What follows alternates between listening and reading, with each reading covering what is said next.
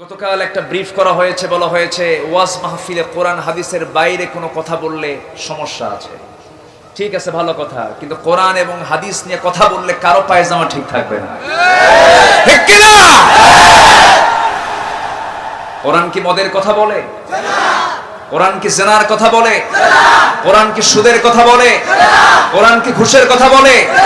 কোরআন কি রডের বদলে বাঁশ দিয়া ঢালাই দিতে বলে? নাস্তিক্য চেতনার কিছু নাস্তিক আছে না নাই? এরা হচ্ছে বর্ণ চোরা। এরা কি চোরা? বর্ণ চোরা, ডাবল স্ট্যান্ডার্ড।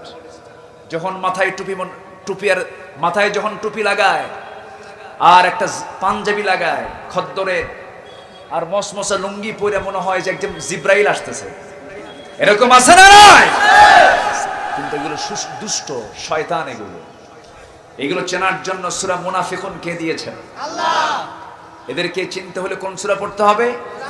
সূরা মুনাফিকুন। আমার নবীর পিছনে মুনাফিক ছিল কি ছিল না? তারা কি নামাজ পড়তো? তারা কি নামাজ পড়তো? চোখের পানি ফেলে ফেলে কাঁদতো জিহাদের ময়দানে? অন্য সকল ধর্মের কাজ তারা চালিয়ে যেতে পারে, কোনো বাধা নাই। কোরআনের তাফসীরে যারা বাধা দেয় তারা হচ্ছে এই জামানার নতুন ফেরাউন, হামান, নমরুদ। তারা আল্লাহ রাব্বুল আলামিন বলেন, ফাআইনা তাযহাবুন ইন হুয়া ইল্লা যিকরুন লিল আলামিন লিমান শাআ মিনকুম আন ইস্তাকিম। কোরআন হলো গোটা পৃথিবীর জন্য, পৃথিবীবাসীর জন্য বড় জিকির। আর কোরআন যার পক্ষ থেকে নাজিল হয়েছে তার পরিচয়টা কি? সবে আমরা একযোগে সুন্দর করে বলি, আলহামদুলিল্লাহি রাব্বিল আলামিন। কোরআন যার উপরে নাজিল হলো সেই রাসূল শুধু মুসলমানদের, তিনি নবী নন, রাসূল নন, তিনি সবার জন্য আদর্শের বাস্তব নমুনা, যার পরিচয় আল্লাহ রাব্বুল আলামিন নিজেই দিচ্ছেন। যারা পারেন ঠোঁট মিলিয়ে বলুন, ওয়ামা আরসালনাকা ইল্লা রাহমাতাল লিল আলামিন। কোরআন হলো যিকরুল লিল আলামিন। আল্লাহ হচ্ছেন রব্বুল আলামিন আর আমার রাসূল হচ্ছেন রাহমাতুল লিল আলামিন। সম্মানিত ভাইরা, সেই কালামে রব্বানি থেকে একটা আয়াত তেলাওয়াতের মধ্য দিয়ে আমি আমার আলোচনা শুরু করেছি। সূরাটি নাম হলো সূরাতুত তাওবা, 9 নম্বর সূরা, 24 নম্বর আয়াত। আমি এই আয়াতকে সামনে রেখে কিছু কথা বলতে চাচ্ছি। শুনতে রাজি? ইনশাআল্লাহ। কারো কোনো আপত্তি? না। অসুবিধা? না। ভয়? না। ডঙ্কা? না। শঙ্কা? না। বাধা? না। হতাশা? না। চিন্তা? না। দুর্দশা? না। আছে কোনো কিছু আছে? জোরে বলি ইনশাআল্লাহ। সম্মানিত ভাইরা, সম্মানিত হাজিরিন, আমরা যে সময় আমরা একত্রিত হয়েছি, বাজারে গেলে দ্রব্য মূল্যের দাম নিম্নগতি না ঊর্ধ্বগতি? কে কইছে? বাজারে সবকিছুর দাম কম না বেশি? আলহামদুলিল্লাহ, এ তো বরকত, বাড়লে তো বরকত, তাই না?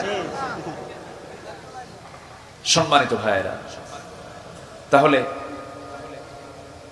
দ্রব্যমূল্যের যদি ঊর্ধ্বগতি হয়, এটা কি আনন্দের বিষয় না হতাশার দিক? বিপদ না আনন্দ? বিপদ।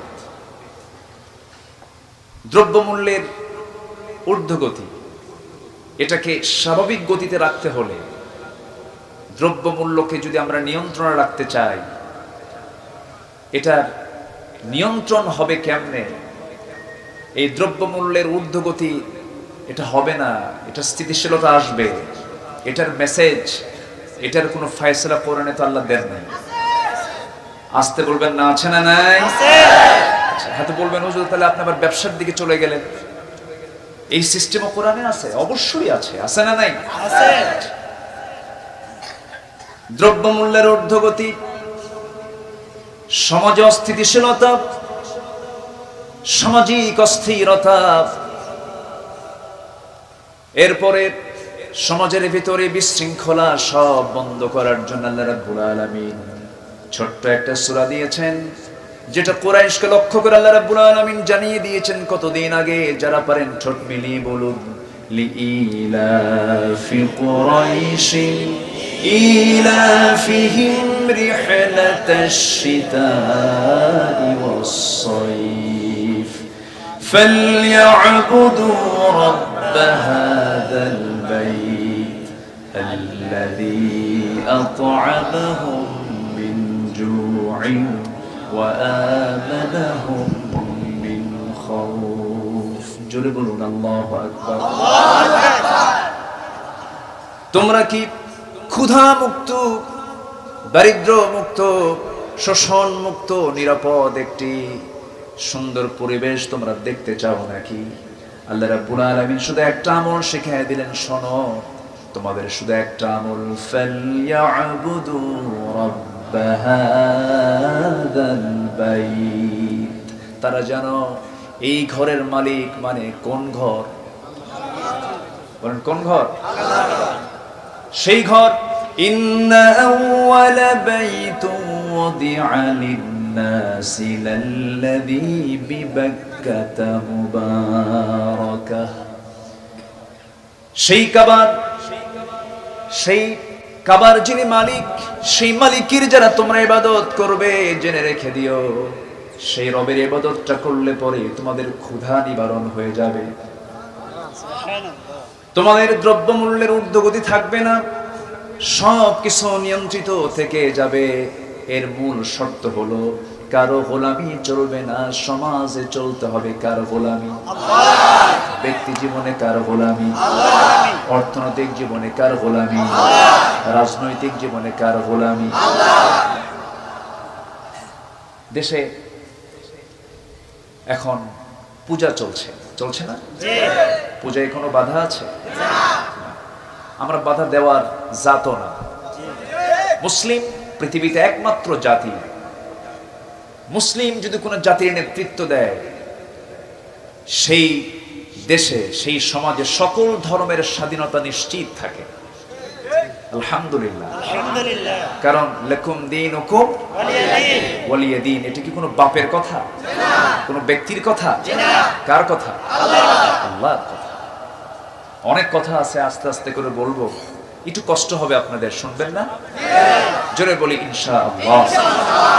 আমি যখন ঢাকা থেকে বের হলাম বেলা 1টায়, দুপুরে আমি বের হয়েছি,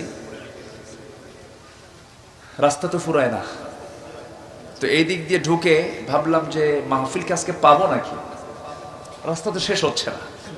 তো মাশাআল্লাহ, যাই হোক আসছি। এই চাঁদ মাখা মুখ আল্লাহ পাক আমাকে দেখালেন, আমি খুবই আনন্দিত। আমি কল্পনাও করতে হতে পারিনি, গতকাল পর্যন্ত আমি হঠাৎ করে আমি অসুস্থ হয়ে যাই 8-10 দিন আগে।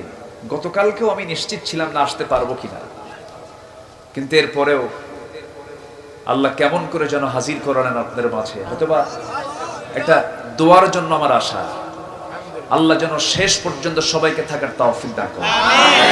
জোরে বলি আল্লাহুম্মা আমিন। অসুস্থকে সুস্থ করেন কে?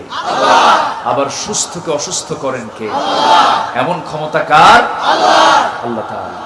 আর সেই বডি নিয়ে, খুলিকাল ইনসানু দাঈফা, মানুষকে সৃষ্টি করা হয়েছে দুর্বল করে। সেই দুর্বল দেহ নিয়ে কত মাস্তানি দেখেন না? ক্ষমতার মসনদে বসতে ভাবে বসছে চেয়ারে, আর ছাড়াছাড়ি নাই। এরকম আছে না নাই? কিন্তু একবার যদি পিছনের দরজা ঢিল করে দেওয়া হয়, কথা বোঝেন নাই? শুধু একবার ঢিল করে দিলে পরে দেখবেন সকালের সুরত আর বিকেলের সুরত রাত দিন তফাৎ হয়ে যায়। এটাই তো দুনিয়া। তাকাব্বুরি করার জায়গা দুনিয়া নয়, অহংকার বান্দার জন্য নয়। অহংকার কার জন্য?